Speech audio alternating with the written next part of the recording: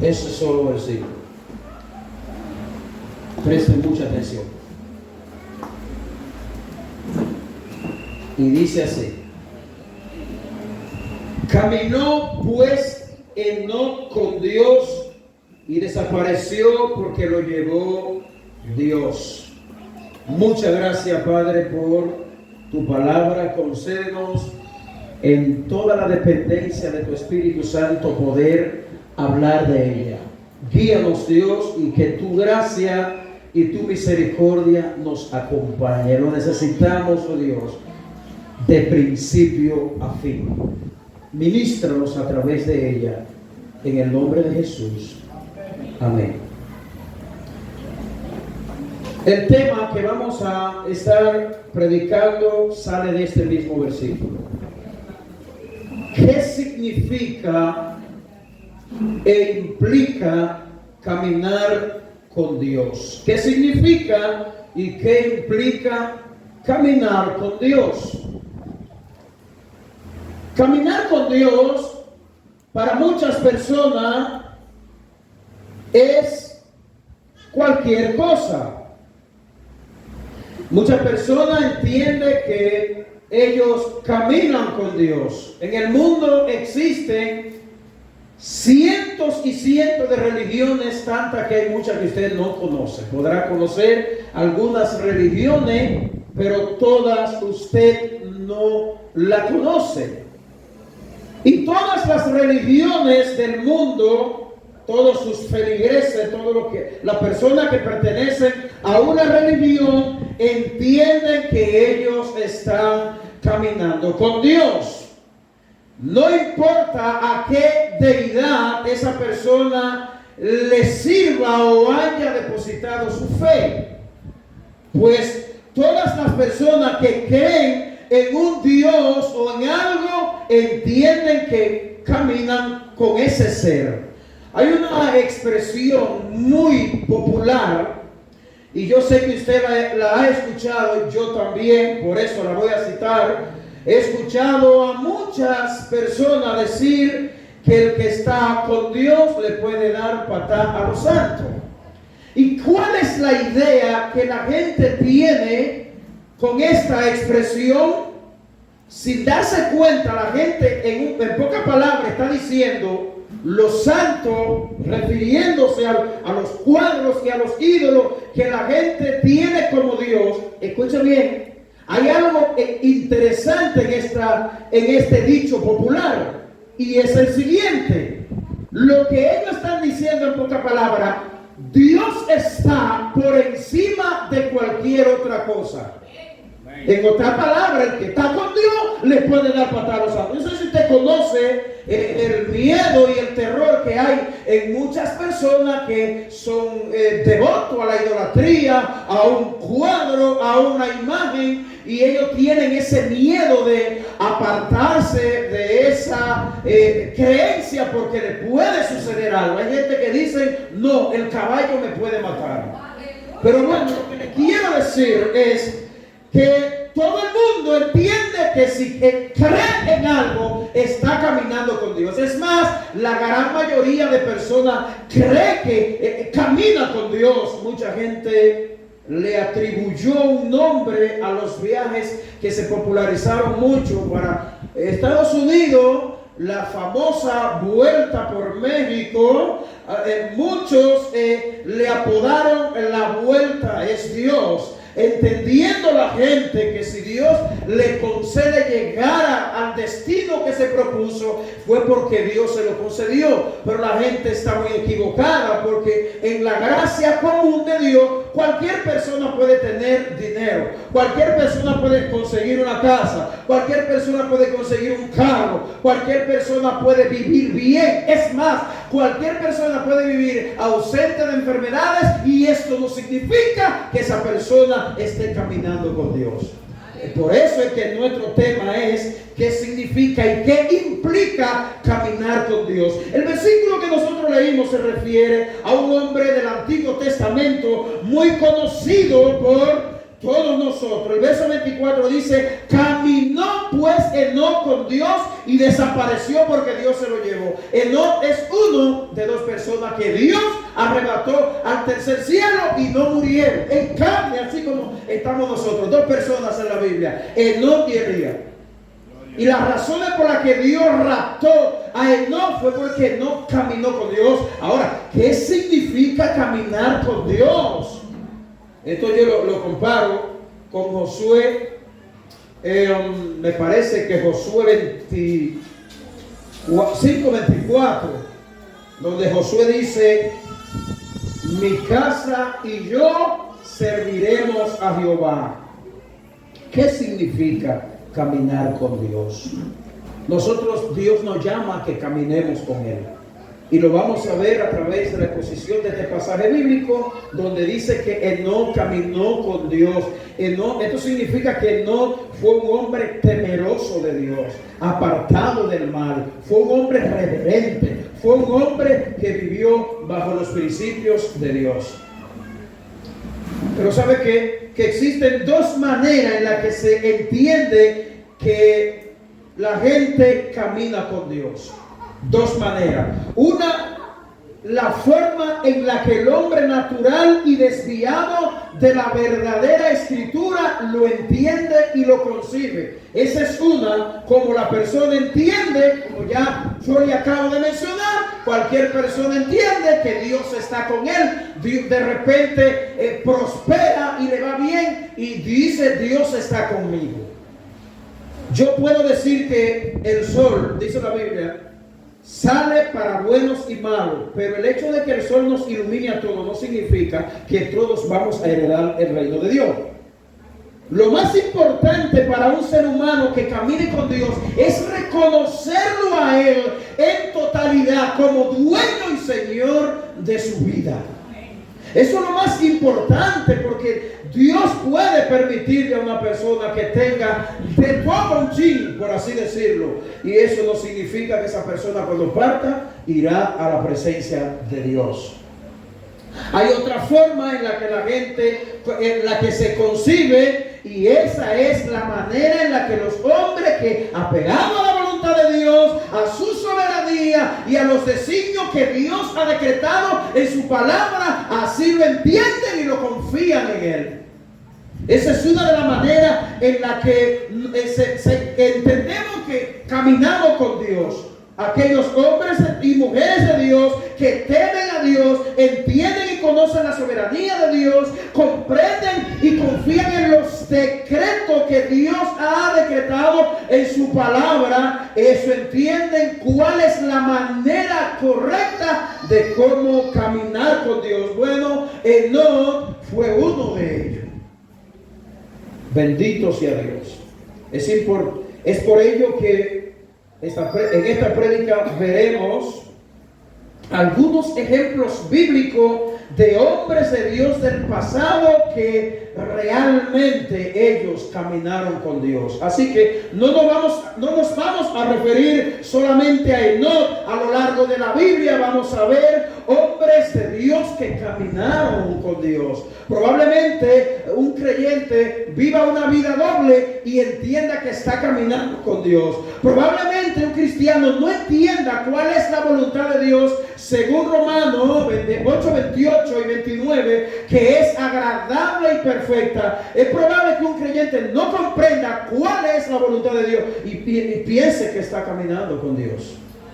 Dios quiere que tú y yo entendamos de qué manera nosotros caminamos con Dios. Hay al menos 7 personajes bíblicos a los que me quiero muy brevemente referir. El primero, claro, es Enoc, de quien leímos en Génesis, tener comunión con Dios. ¿Sabe qué? Enoc tenía comunión con Dios. Esto es lo que significa que no caminó con Dios. Pero ¿qué más significa que cuando la Biblia expresa esa breve expresión que Enoc caminó con Dios? ¿Se está refiriendo aquí la Biblia que literalmente Enoc y Dios andaban de la mano? No, esto es lo que significa significa que en todo su camino Enoc estuvo a Dios pendiente a la voluntad de Dios. Enoc caminó con Dios en su generación, en todas las generaciones, hermano. Después de la caída del hombre, el mundo es un mundo manchado, es un mundo perverso, es un mundo que representa un desafío para nosotros los cristianos. Hay momentos, hermano, en el que tú y yo nos vemos tentados a hablar mentira. Muchas veces nos hemos visto tentados a mentir y hablamos mentira con facilidad. Le mentimos al esposo, a la esposa, al hermano, al vecino, al hijo, y hablamos mentira así, desenfrenadamente. Y esa es una de las maneras en la que uno debe reconocer que debe caminar con Dios en integridad. Bueno, Enoc caminó con Dios. Enoc fue un hombre que se guardó para Dios. Tuvo temor de Dios en su tiempo. Por eso Dios se lo llevó. Fue raptado y hasta el momento, ¿sabe que Enoc está en el cielo? En carne y hueso. Y Elías también. Eso es increíble. 2 personas nada más. Ni Pablo en el Nuevo Testamento pudo tener este privilegio. Y dice la Biblia de estos hombres que fueron arrebatados así, no vieron muerte. Así que tener comunión con Dios como la tuvo Enoc es sumamente importante.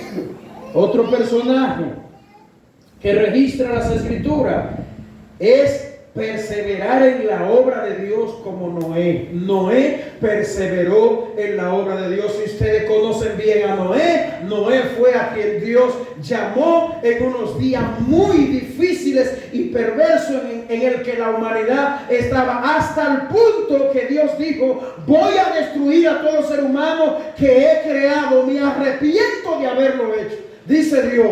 Y dice la Biblia que Dios halló gracia en los ojos de Noé. ¿Está Dios hallando gracia en ti? En tu forma de expresarte, en tu forma de hablar, en tu forma de amar las almas, en tu forma de amar tu iglesia local, en la manera en que tú amas a tu familia y respetas a tu familia, en la manera en que tú le das testimonio a tu familia. Dios está hallando gracia en ti. Hazte esa pregunta y respóndetela tú mismo. La Biblia dice que Dios halló gracia ante los ojos de Noé. Y por ese hombre, oiga bien, Dios decide que Noé, hazte un arca de madera. Y en esa arca la maldad era tan grande en ese momento que solamente Noé y su familia se salvaron. 8 personas se salvaron. Excepto los animales que Dios le dijo a Noé que entre en el arca. Bueno, nosotros debemos perseverar en la obra de Dios como Noé. Escuchen lo que dice el versículo 22 del capítulo 6. Dice: y lo hizo así Noé, hizo conforme a todo lo que Dios le mandó. Hoy es difícil, hermano, ver gente. Escúcheme bien, dice, lo voy a repetir de nuevo. Dice: y lo hizo así Noé, hizo conforme a todo lo que Dios le mandó que haga. Noé, Dios le dio la orden: persevera en mi obra, trabaja, hazme la obra, Noé. Y dice que lo hizo tal como Dios se lo pidió. Hermano, hoy para ciertos creyentes hacer la obra de Dios hay que rogarle, hay que empujarle, hay que desescribirle 3, 4 veces. No. A Noé perseveró y Noé hizo tal como Dios le había pedido. ¿Qué te está pidiendo Dios a ti? Que Dios te lo ha pedido 20 veces y tú no lo has hecho. Quizá Dios te ha pedido insistentemente: métete más en mi palabra, y no lo has hecho. O más tiempo de oración, o más tiempo de evangelismo, y tú no lo has hecho. O que te retires más de la crítica y del chisme, y tal vez no lo has hecho. Noé perseveró en la obra de Dios. Pero 1 Corintios es un versículo muy importante en este sentido. Capítulo 15, versículo 58. Dice así: así que, hermanos míos, amados, estad firmes y constantes, creciendo en la obra del Señor siempre. Escuche esto: sabiendo que vuestro trabajo en el Señor no es en vano. A veces nosotros pensamos y creemos que el trabajo que hacemos lo hacemos para el hombre. ¿Está bien? Porque para el hombre me regazo y no lo hago. No, el trabajo que tú hagas en la grey de Dios no es para el pastor, no es para la diaconisa, no es para el presidente de jóvenes, no es para la presidenta de damas, no es para el hermano tal. No. El trabajo que haces, Dios te lo está anotando en un lado y te lo va a recompensar un día. Voy a repetir de nuevo este pasaje para que usted entienda. Dice, capítulo 15 de Primera de Corintios. Lo voy a leer de nuevo porque es un versículo muy interesante. Porque aquí Dios nos manda a estar constante en algo. Así que, hermanos míos amados, está firmes y constantes, creciendo en la obra del Señor siempre. Sabiendo que, dice Pablo, sabiendo que vuestro trabajo en el Señor no es en vano. Así que si tú que trabajas en lo secular y tú sabes que todos los 30 te pagan tu dinero y tú lo haces sin discutirle a nadie porque tú sabes que te lo van a pagar y lo haces con entusiasmo, con anhelo, con deseo y no te levantas bien temprano. Bueno, déjame decirte que todo lo que tú hagas en la obra de Dios, Dios te lo va a recompensar. Dios no paga, dice una persona, ni los 15 ni los 30, pero Dios paga. Créame que sí. Así que, hermanos míos, dice Pablo, crezcamos en la obra del Señor. Hay otro personaje, y es el tercer personaje. Reconocer los caminos y pensamientos del Señor como Moisés lo reconoció. Oiga lo que dice el Salmo. Salmo 103, versículo 7. Oiga, sus caminos notificó a Moisés y los hijos de Israel sus obras. Es decir, Dios, esta palabra que aparece aquí, notificó, es como Dios presentarle, mira, este es mi camino, por aquí que tú vas a caminar, yo te lo presento, y ¿qué es lo que Dios ha hecho con nosotros? Dios nos ha presentado su palabra para que nosotros andemos en su palabra. Aquí la palabra de Dios están los mandamientos de Dios que Él quiere que tú guardes y obedezcas. Bueno, Dios nos ha presentado una Biblia que tiene 66 libros, 2 testamentos, Antiguo y Nuevo Testamento, para que cada vez que nosotros escuchemos su palabra predicada, cada vez que en tu casa te sientes 30 minutos, 1 hora, 2 horas, no sé qué tiempo es que tú le dedicas a tu devocional, pero cada vez que tú lees este libro es para que cada día tú lo guardes, tú lo atesores, hermano. Este libro merece ser atesorado. Este libro merece estar en un estante, como nosotros a veces colocamos una flor en nuestra casa y le pasamos el trapito y la sacudimos y la cuidamos. Esta Biblia merece más que eso. Esta Biblia merece ser atesorada, leída y llevada al corazón. ¿Sabe qué, hermano? Muchas veces nosotros los cristianos nos llenamos de veneno porque no estamos llenando nuestro corazón de la palabra de Dios. Nos llenamos de amargura, nos quillamos, nos enfurecemos y nos enojamos con el hermano y yo no quiero con el hermano nada y aquello, porque esta palabra de Dios no está haciendo efecto en el corazón. Imagínense una cosecha. Un agricultor siembra, esa siembra en el periodo de cosecha, de producción, hasta el periodo de producción, tiene que echarle ciertos elementos químicos. Si no lo echa, esa siembra no va a dar lo que esa siembra tiene que dar. Así es la vida cristiana, hermano. El cristiano que no se alimenta diariamente de la palabra de Dios es un cristiano propenso a pecar con facilidad, es propenso a estar débil, es propenso a ni siquiera pensar lo que va a hablar. Créamelo, hermano. Moisés reconoció porque Dios notificó su camino a él. Qué bueno, hermano. Otro cuarto personaje es Finees, un nombre un poco extraño, que tal vez poco aquí han oído hablar muy poco de Finees. Ser valiente y tener celo de él, o sea, celo de Dios como Finees. Escuchen lo que dice Número capítulo 25, versículo del 6 al 15. Número capítulo 25, hay un libro que se llama Números, si usted no lo sabía. Capítulo 25, versículo del 6 al 15.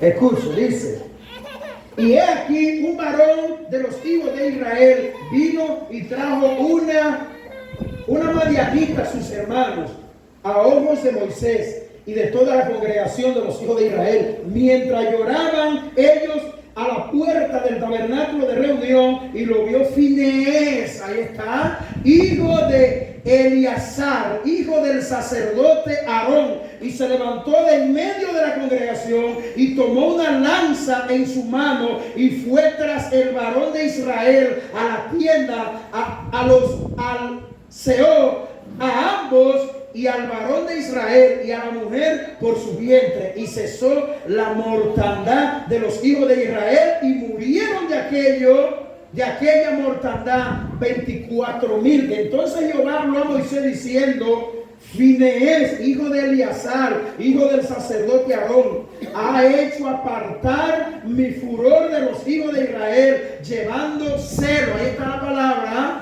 de nuestro punto: tener el celo de Finees, celo entre ellos, por lo cual yo no he consumido en mi celo a los hijos de Israel. Por tanto diles: he aquí yo establezco mi pacto de paz con él, y tendrá él y su descendencia después de él el pacto del sacerdocio perpetuo, por cuanto tuvo celo por su Dios e hizo exposición por los hijos de Israel. Y el hombre del varón que fue muerto por la madianita era Simri, hijo de Salú, jefe de una familia, y la tribu de Simeón. Versículo 15 y último dice: y el nombre de la mujer madianita muerta era Cosbi, hija de Sur, príncipe de pueblos, padre de familia en Madián.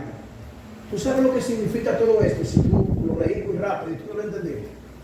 Esto quiere decir que el celo de Dios no es que tú vengas aquí y te pongas bravo y mira, no me gusta eso.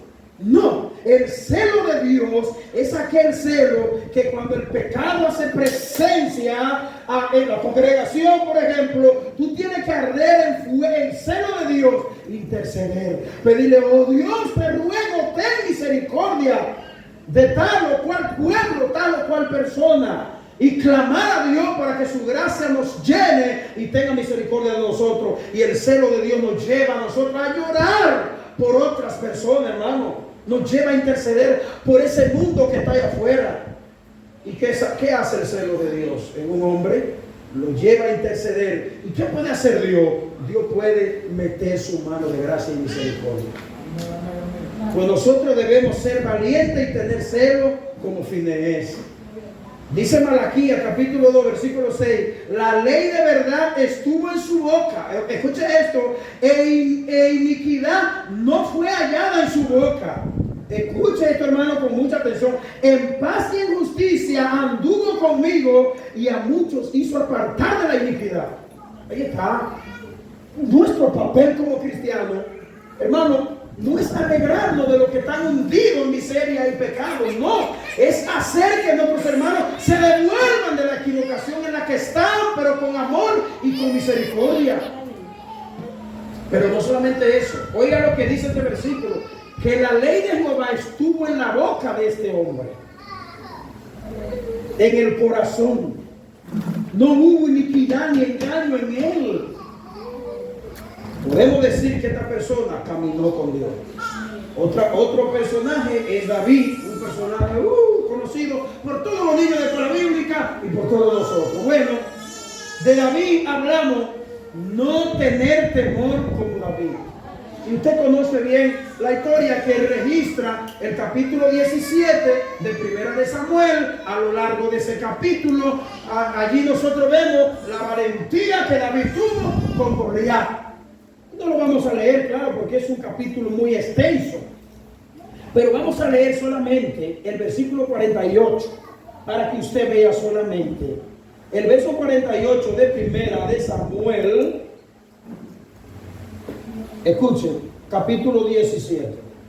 Y aconteció que cuando el filisteo se levantó y echó a andar para ir al encuentro de David, oiga lo que dice, David se dio prisa y corrió a la línea de batalla contra el filisteo.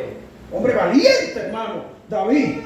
David venció a Goliat, siendo Goliat un gigante y David un muchachito jovencito. Pero ¿qué lo hizo? La valentía de Dios en David. La valentía de Dios en tu vida hará que tú, aunque veas que el mundo se esté yendo a boca abajo, que tu familia se vuelva más al pecado, que la gente se vuelva más al pecado y que tú le predicas a la gente y la gente se vuelve más al pecado, esa valentía te da a ti para tú seguir adelante. Pero no solamente eso, vendrán grandes luchas a tu vida, grandes dificultades que harán que tú tengas esa valentía que tuvo David. El gigante de David fue Goliat. Tu gigante puede ser la pereza, tu gigante puede ser la negligencia, tu gigante puede ser cualquier otra cosa al cual tú tienes que hacerle frente. Aunque ande, dice el Salmo 23, versículo 4, escrito por David, aunque ande en valle de sombra de muerte, no temeré mal alguno. Era un hombre de valentía, hermano. Porque, oye, ¿por qué? Porque tú estarás conmigo. Porque yo soy fuerte, porque yo soy inteligente. David no dijo eso, David, porque tú estarás conmigo. Tu vara y tu callado me infundirán aliento. Oh, gloria a Dios. Eso es lo que nos hace falta, muchos de nosotros, que la vara de Dios nos infunda aliento y valor para seguir adelante. Otro personaje, el sexto, es el apóstol Pablo. ¿Y a qué nos referimos de Pablo? Bueno, tener la calma en el Señor como Pablo en la tempestad. Pablo era un hombre que cualquier prueba no movía a Pablo.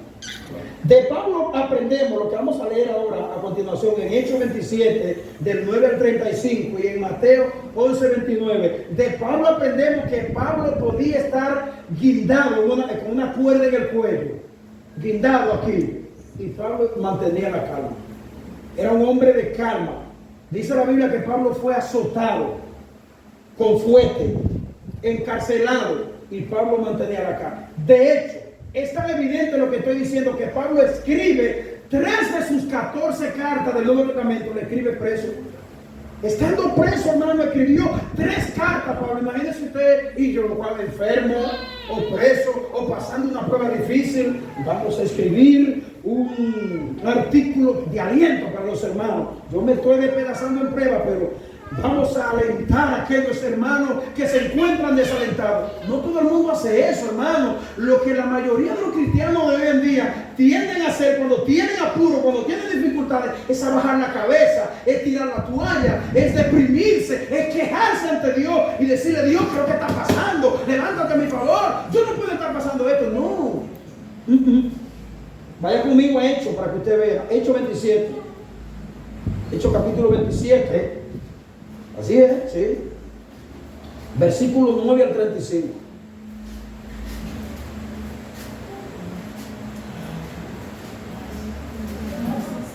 Escuche lo que dice.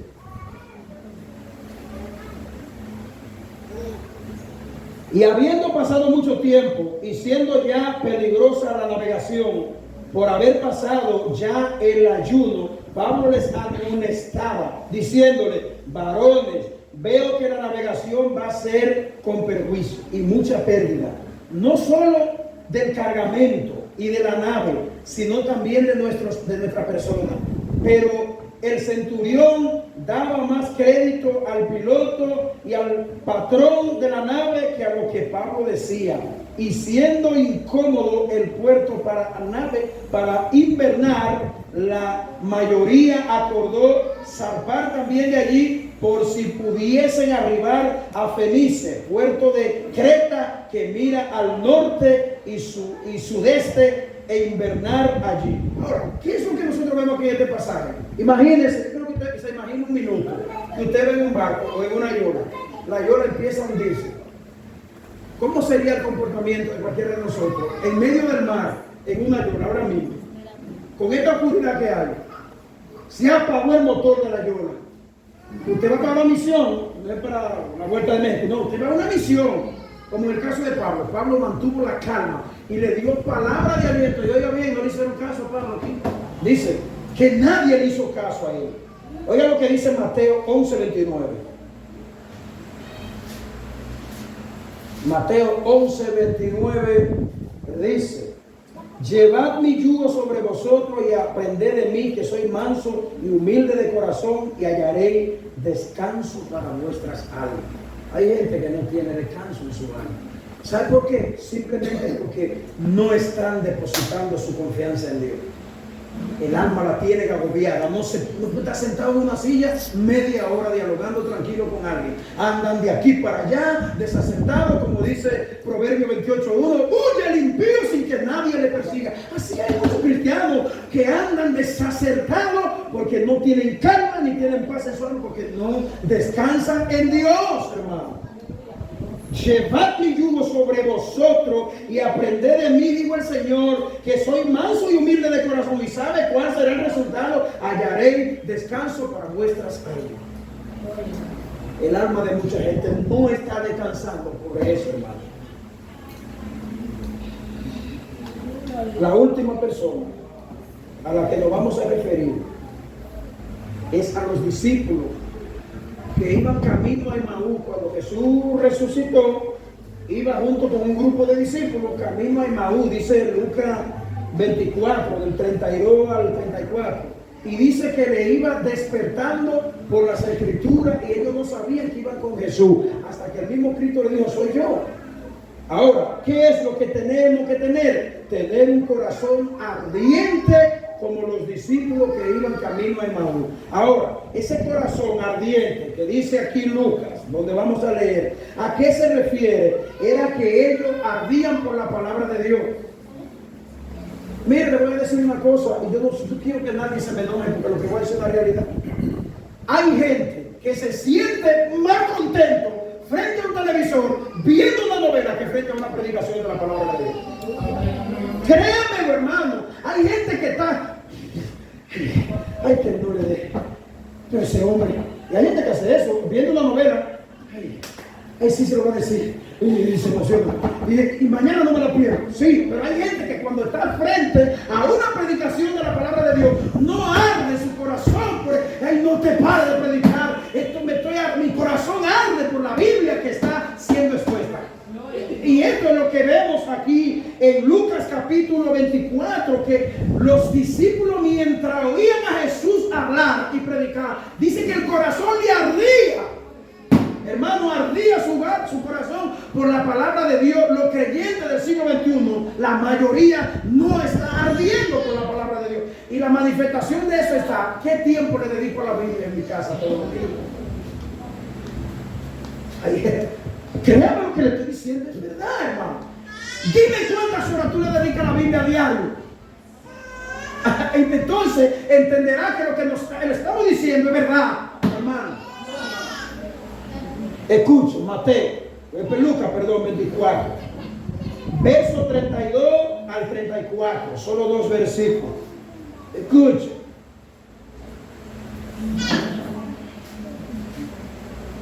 Ay, poder de Jesús. Dice, hermano, y se decían el uno al otro: ¿no ardía nuestro corazón en nosotros mientras nos hablaba? Escuchen, en el camino, cuando nos abría las escrituras. O sea, era Jesús lo que le acabo de decir. Dice que ellos estaban turbados. Cristo murió, pero resucitó. Y muchos de los discípulos, ya Cristo resucitado, estaban turbados. Y dice que Cristo le abrió los ojos por las escrituras. Señores, esto era lo que estaba escrito de mí, que yo iba a morir, iba a resucitar. Versículo 33. Y levantándose en la misma hora, volvieron a Jerusalén y hallaron a los 12 reunidos y a los que estaban con ellos, que decían: ha resucitado el Señor verdaderamente y ha aparecido a Simón. Hasta el verso 34. Increíble, hermano. Y tú sabes lo que ellos se preguntaban. Versículo 32. ¿No nos ardía el corazón cuando Él nos hablaba y nos descubría las escrituras? ¿Tu corazón arde cuando tú estás leyendo la Biblia? Cuando Dios te habla. Deja el chisme, deja el cuento, no te amargue tanto la vida. espera en Dios, calla, todo no lo hable, ten paciencia, procura crecer en el Señor, madurar. Entiende que esto es una escuela de un grupo de gente imperfecta. Aquí no hay gente perfecta. Tú antes, cuando tú lees la Biblia, tengo que ser más obediente. Cuando la Biblia te insta que tú tienes que amar a tu prójimo como a ti mismo, tu corazón arde. Oh, bendito sea Dios. 2 Corintios 5:14, último verso. 2 Corintios 5:14. Maravilloso es nuestro Dios. 2 Corintios 5, verso 14 dice: porque el amor de Cristo nos constriñe, pensando esto, que si uno murió por todos, luego todos murieron. Tener un corazón ardiente como los discípulos de Noé. Quiero concluir de la manera siguiente. Ojalá usted medite. Hay veces que cuando tú le hablas y tú discipulas, instruye a tus hijos, por el amor que tú le tienes, tú no quieres guiar en la palabra de Dios, ellos no se sienten bien. Ellos te paran el hocico, ellos te dicen, y te paran el hocico como una trompeta cuando tú lo estás corrigiendo. Escuchen bien, todos los que son padres aquí saben lo que le estoy diciendo. Y cuando tú quieres que ellos no caminen por la calle mala, por el mal camino, que sean cristianos, y tú oras por ellos y los aconsejas, pues se ponen quillados. Así se ponen muchos cristianos cuando el mensaje de la palabra de Dios choca nuestro corazón. Y no debe ser así. Yo concluyo con esto. Vale la pena caminar con Dios bajo una comprensión bíblica, así como lo comprendieron los hombres de Dios citados aquí en esta noche. Es sumamente importante entender las implicaciones de lo que significa caminar con Dios, pero a pesar de todas las vicisitudes, vale la pena caminar con Dios. Nunca se dijo que caminar con Dios todo será color de rosa. ¿Sabes qué? Mucha gente te va a criticar, te van a odiar, te van a despeluñar. Es más, mucha gente no va a querer saber de ti. Hay gente que te va a caer encima hasta que te muera. El camino del Evangelio es así. Pablo le dijo a Timoteo: Timoteo, los que quieran vivir piadosamente en Cristo Jesús padecerán persecución. Hay gente que entiende, bueno, si yo obedezco a Dios, todo tiene que salir de bien. No, no necesariamente. A Pablo lo crucificaron, a Pedro lo crucificaron a boca abajo, a Esteban lo apedrearon y lo mataron a pedra limpia. Y dice la Biblia que Esteban abrió los ojos antes de morir y vio el cielo abierto y vio a Cristo a la diestra del Padre y dijo: Padre. ¿Alguien aquí me puede decir cuál fue la palabra que Esteban dijo antes de morir? En Hechos, Esteban, el primer mártir de la iglesia primitiva, nadie sabe. Esteban dijo: Padre, perdónalo, porque ellos no saben lo que hacen. Padre, gracias te damos. Gracias por tu palabra, Señor. Perdónanos cada día, oh Dios, porque nuestro caminar muchas veces, oh Dios, muestra que no estamos caminando contigo como debemos caminar. Ayúdanos, Dios, a que tu palabra haga eco en nuestros corazones. Ten misericordia de nosotros, Dios. Llévate toda amargura de nuestros corazones y ayúdanos a descansar en ti, oh Dios. Señor, ten misericordia de mí y ayúdame. Ayúdame, Señor, cada día a tener una vida consagrada y una vida a ti de oración. Ten piedad de nosotros, Padre, te lo pedimos. En el nombre de tu Hijo amado Jesucristo. Amén.